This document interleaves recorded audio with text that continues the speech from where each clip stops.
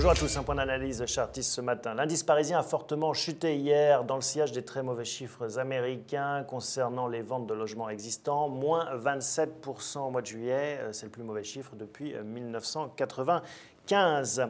Ça nous permet de reconfirmer la cassure du support à 3525 points et d'envisager la suite de cette phase baissière. Le prochain élément à surveiller est maintenant la droite de tendance qui se situe actuellement vers 3430 points.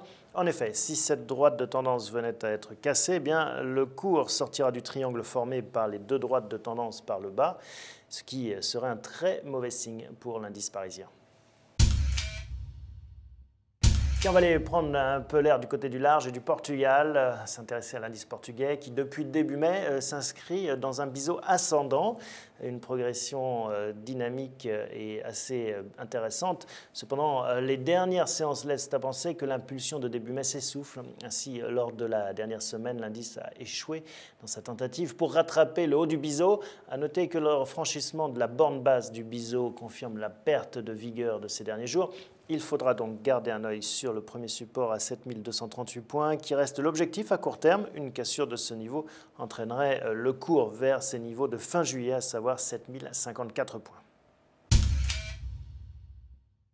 L'euro hier a cassé le support des 107 yens. On n'avait pas vu ça depuis l'année 2001.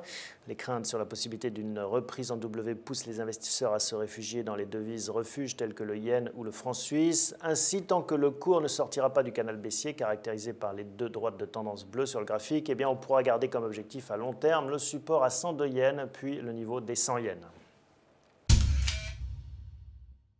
Et l'euro, lui, est en train de continuer sa chute face à la devise américaine.